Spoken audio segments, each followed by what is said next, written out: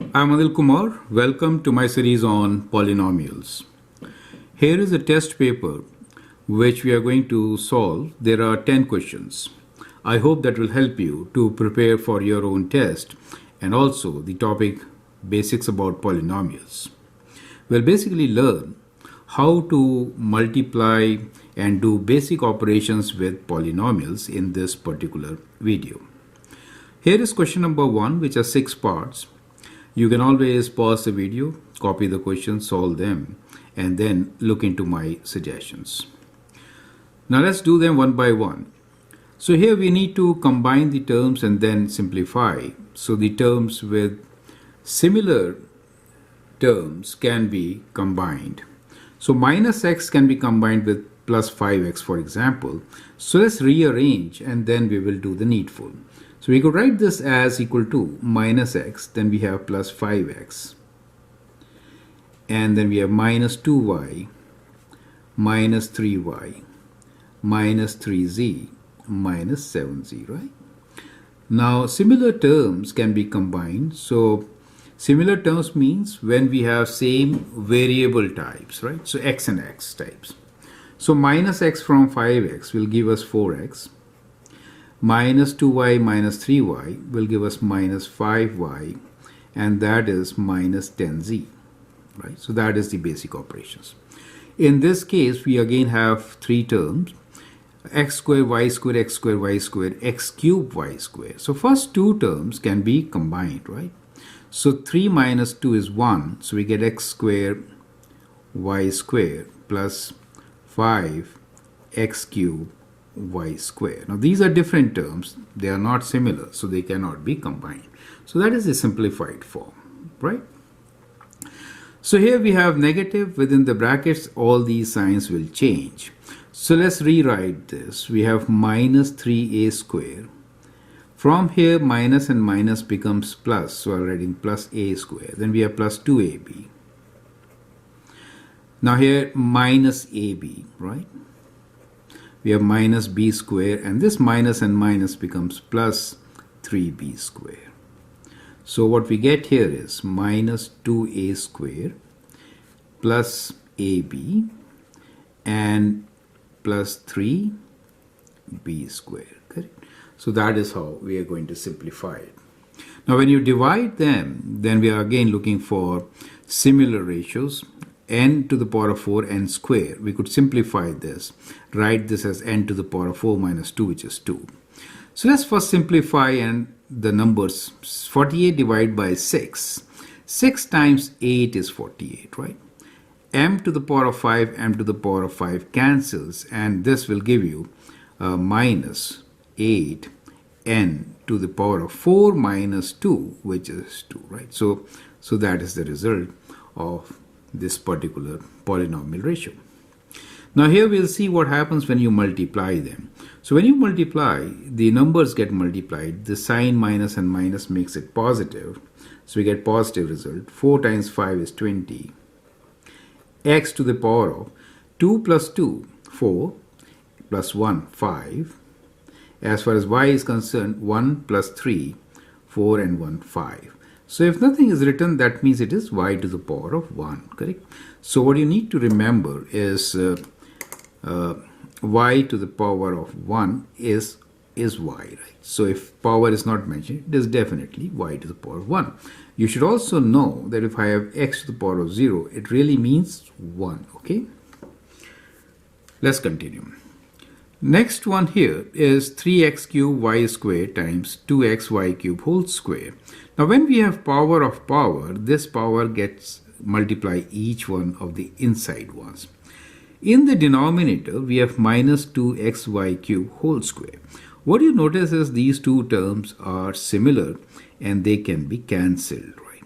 Now some of the students might do a mistake of negative and so may keep negative outside, which will be wrong, right? So basically you could actually write this as, let me do it in two steps, 3x cubed y squared times 2xy cubed whole square divided by, now minus square is positive, right? So it becomes 2xy cubed whole square, right? So now, see, this minus becomes positive, and so you will not get a negative sign in the result.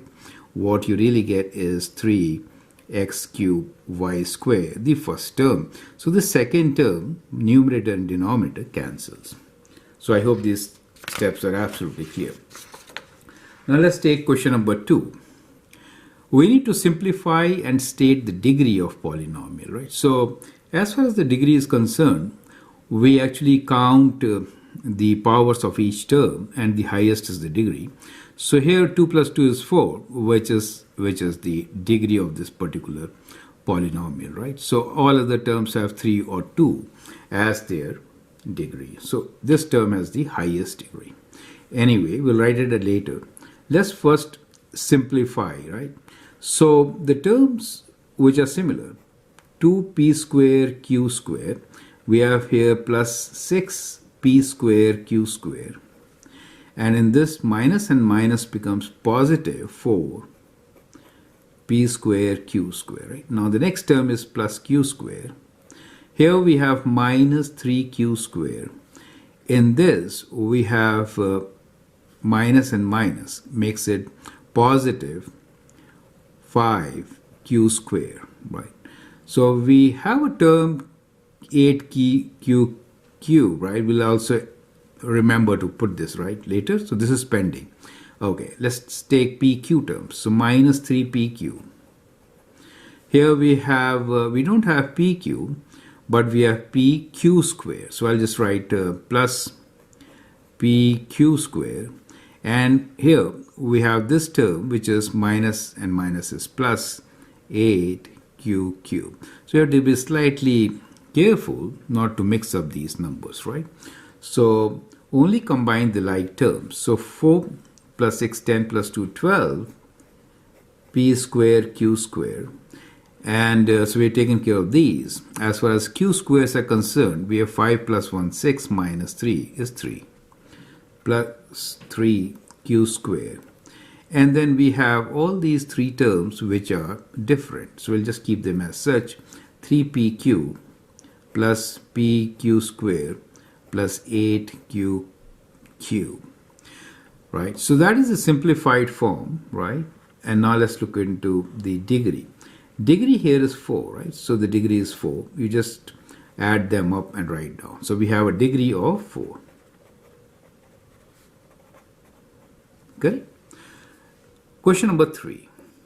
Express the volume in simplified form in terms of its diameter. So volume for a cylinder is pi r square h. Now, the relation between diameter and radius is that radius is actually half of diameter, right? So half of diameter is equal to radius. So you could write radius as diameter over 2. So the volume now can be written as pi, instead of r, I'm going to write diameter over 2 whole square times h, right? So we get pi d square, and square of 2 is 4, right?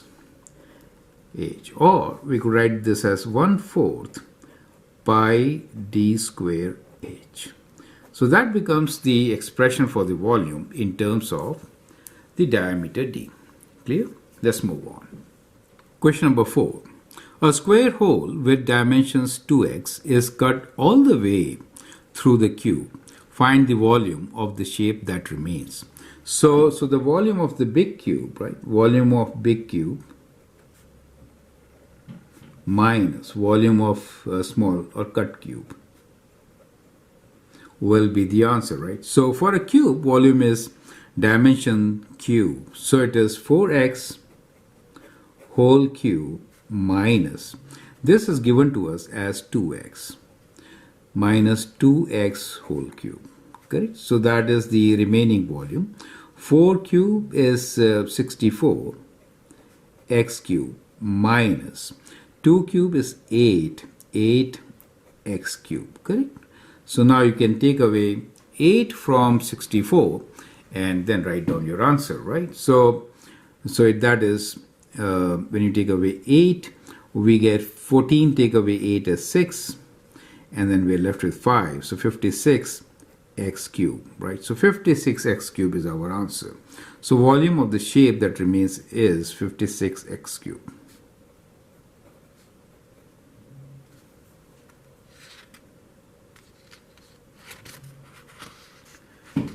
Right. The next one here is write a simplified polynomial to represent the perimeter of the following triangle. So these are the three sides. Perimeter means sum of sides, right? Sum of all three sides is equal to perimeter of triangle. So which is equal to, let's add them up.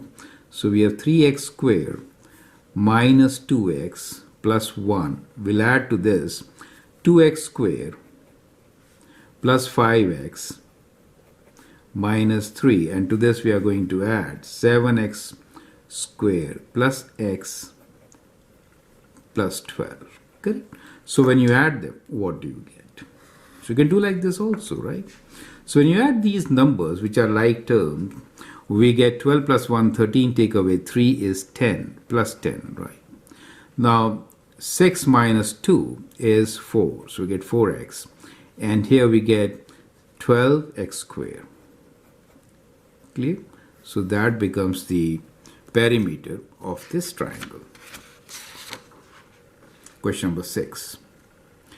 A cylindrical vase fits snugly inside a rectangular box. Find the ratio of their volumes, right? So basically what we have is a cylinder, let's say that's a cylinder, right? Which fits into a rectangular box, right? So we have a rectangular box here in which it fits.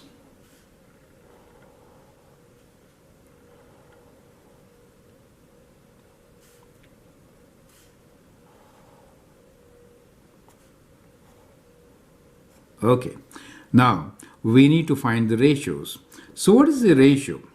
So if I say that the radius is r, right? So if it is r, then this will be 2r, right? Okay. As far as the length is concerned, let's keep this length as L, right? So in that case, what is the ratio of their volumes? So ratio is volume of, we'll write the volume of the rectangular box on the top divided by volume of cylinder,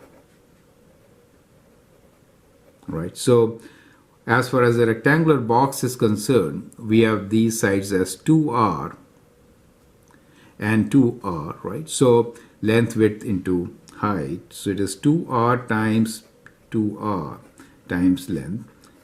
For the cylinder, pi r square times length L, correct? So that becomes the ratio. Now to simplify this, you can cancel length, you can cancel r square. So what you get is a ratio of 4 over pi. So that is the ratio for this particular case, right? Question number 7. Simplify. Within brackets, we have x to the power of a plus 3 times x to the power of 2a minus 6 and everything to the power of a plus 2. So let's rewrite. So we have x to the power of a plus 3 times x to the power of 2a minus 6 and everything here is to the power of a plus 2. Right? That's the question. So when you do this, first we have to combine these two terms. When you multiply, their powers get added. So we get a plus 3 plus 2a minus 6, right? Everything to the power of a plus 2. And that gives you x to the power of 2 plus 1 is 3a minus 6 plus 3 is minus 3, right? To the power of a plus 2. So what we get here is basically x to the power of, you have to multiply these two terms. So we get 3a minus 3 times a plus 2. Correct? So when you multiply, you get x to the power of 3a times a is 3a square. Then we have plus 6a with minus 3 minus 3a minus 3 times 2 is plus minus 6, right? So we get x to the power of 3a squared. That gives you plus 3a minus 6. So that is your answer, right? That is how you'll write it in simplified form. So I hope it is absolutely clear. Now here is another question, question number 8. I'd like you to pause the video, answer this question, and then look into my suggestions. Question 8. Write, expand and simplify an expression for perimeter and area of the figure. So in this figure, we are given these two sides are equal, right? And these two sides are equal, those two sides are equal. X plus 9 is this dimension, x and x plus 3, x plus 2 is this dimension, correct? Let's find the perimeter first. So perimeter is sum of all these sides. Now, we are given this side as x plus 3, so the total length will be how much? X plus 3 plus x plus 2 will give us 2x plus 5, correct? So that is the total length. By combining these two, we get this length. Now here we are given x plus 9, this is x, correct? Now I think we can find the perimeter. Since these two sides are equal, we can write perimeter as 2 times 2x plus 5. So we have taken care of these two. Now let's take care of these two, which is plus 2 times x plus 2. The bottom part is x plus 9 plus x plus 9. Now, if you see the top, x, x and this is also x plus 9. So it could be multiplied by 2. Clear? So that becomes the perimeter. Okay. So 2 is kind of common. Let me take it outside and we'll add all these terms, which is 2x plus 5 plus x plus 2 plus x plus 9. Is that clear to you? Right? You could also expand and then add them up, right? Okay, so 2x plus x is 3x plus x 4x. We get 4x and numbers. 5 plus 2 is 7 plus 9 is 16, right? So we get this. And now we can just multiply by 2 to get 8x plus 32, right? So those many units, okay. So in earlier questions also, it is not necessary, but it is also good to write for perimeter just units and for area unit square. Now let's find what is the area. To find the area, what I'll prefer is to, what we'll do here is that we'll find the area of the whole big thing, and then from there we'll take away the area of this box. Right, so we could do that. Or what we could do is we could just divide it into 3 units and add the area of required. Is that clear to you? Right? Now, if I'm purposely doing this so that we'll find what this is, right? This length. Now, x plus 9 is all, and we have 2x here. Therefore, how much is this side? It is 9 minus x, right? 9 minus x, or minus x plus 9, either way. So that side is 9 minus x. Is that clear to you, right? Did you see how we found it? We did this as, we did x plus 9, we did x plus 9 minus x minus x, minus x, right? So that gives you x minus 9 as this length. Is that clear to you? Okay. Now, the area will be outside area, which is this times that. So which is x plus 9 times 2x plus 5. Is that clear? And inside area will be this times that, which is x plus 2 times, we can write this as 9 minus x, right? Okay. So now we can just expand and simplify. So when you multiply with x, you get 2x squared plus 5x. 9 times 2 is 18. X, 9 times 5 is 45. Minus 9x. And then you get minus x squared. And now, it is better, because there is a confusion here, right? So it's better to make a bracket.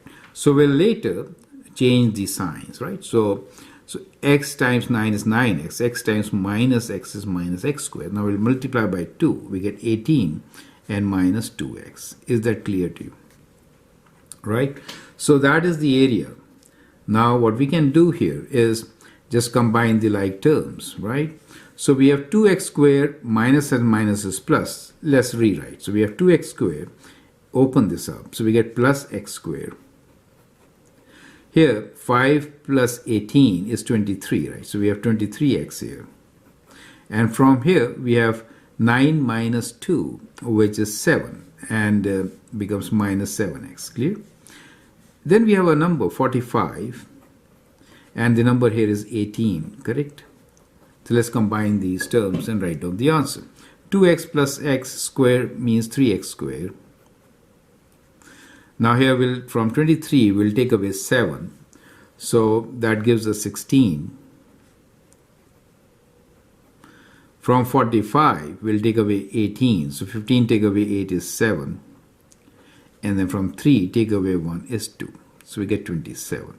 So that becomes the area, and then it's good to write unit square as the units, correct?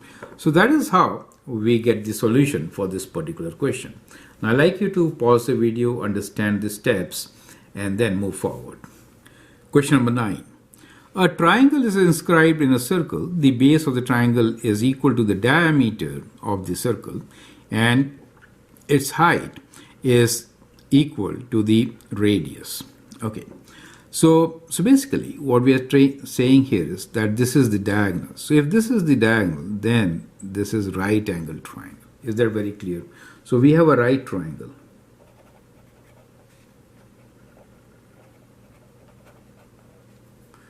Since we are given that the base is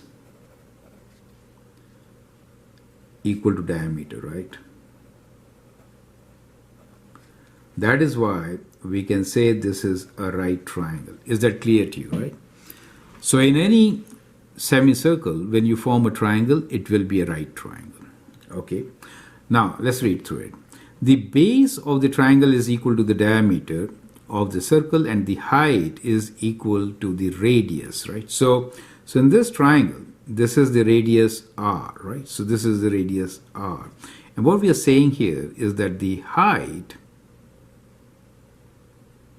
is also r, right? It has to be, right? It has to be.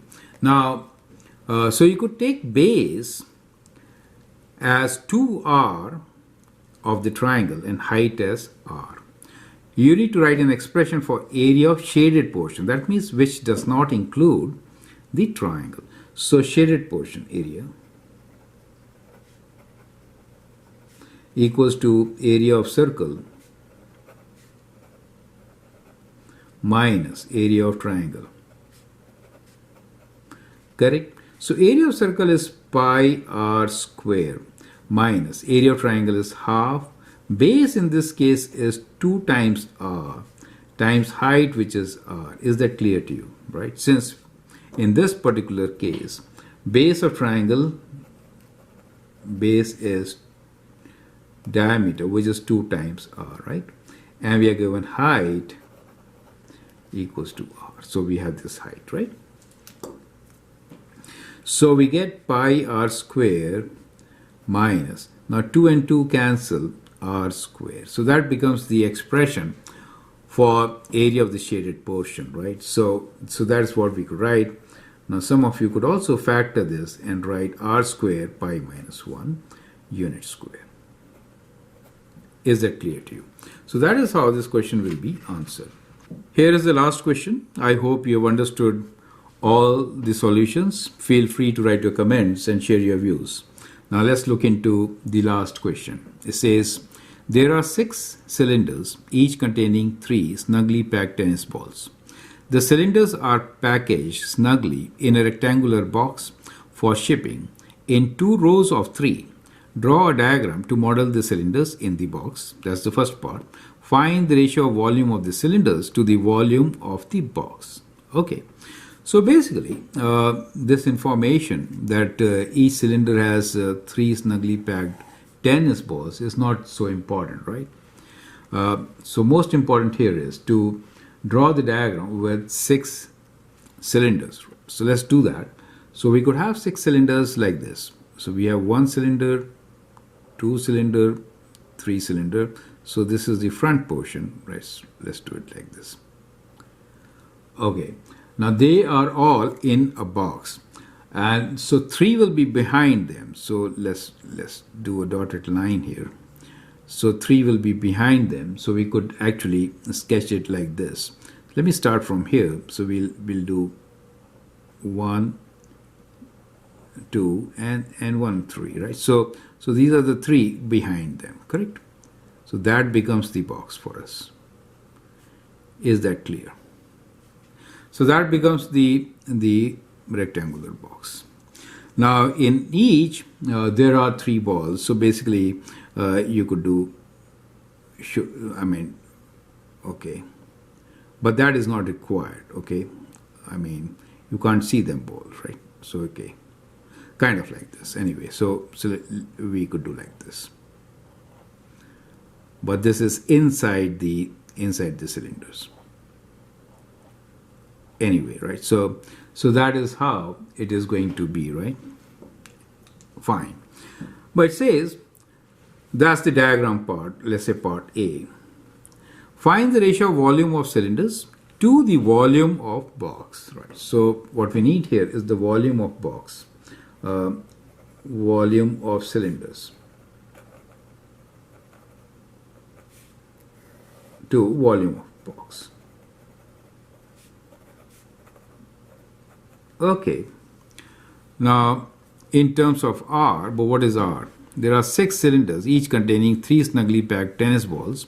The cylinders are packed snugly. So now R is, we will not take radius of each ball, right? Or radius of the cylinder, right? So we'll take R as the radius of cylinder,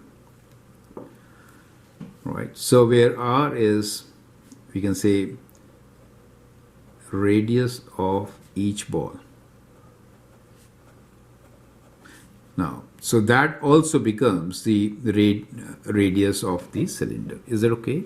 So we could give this ratio as volume is pi r square h, as you know. So volume for the cylinder will be, now what is going to be the height? So if it is r and r, then 2r, right? So 6r will be the height, correct? As far as the dimensions are concerned, even this will be 2r. So we have 6r here also. Clear? Right? Now since there are 2 on this side, right, there are 2r, right? So it is 2 and 2, 4r. So this is 4r. So that is kind of important. We have taken r as the tennis ball radius, right? So this tennis ball radius is r. Is that clear? So based on this r, we are going to give the dimensions. So volume of the cylinder will be, there are 6 of them. So 6 times pi r square times height. So height is 6r. Is that clear? As far as the box volume is concerned, there's one box whose dimensions are 6r times 6r times 4r. So that is the result. Is that clear to you, right? So now we could simplify this. One of the 6 cancels with this, the other 6 cancels with this. R square and r's also cancel, right? So we get pi on the top and we get 4 here. Okay? So we had a similar answer earlier also. R cube will cancel, right? 3 r's will cancel. So that is what we get as the ratio. Okay? So our answer here is pi over 4. Clear? So that is how we are going to answer this particular question. So that makes sense. Since the volume is less than 1, pi is 3.14, it makes sense, right? So I hope with this you understand what is expected of you when we begin with polynomials. So that is the beginning, where we have learned how to work with polynomials, basic operations, addition, multiplication, division, and subtraction. That's it. Feel free to write your comment, share your views, and if you like and subscribe to my videos, that'll be great. I'll provide you links for the next chapter or the unit, so you can look into that and review the previous test paper. Thanks for watching and all the best.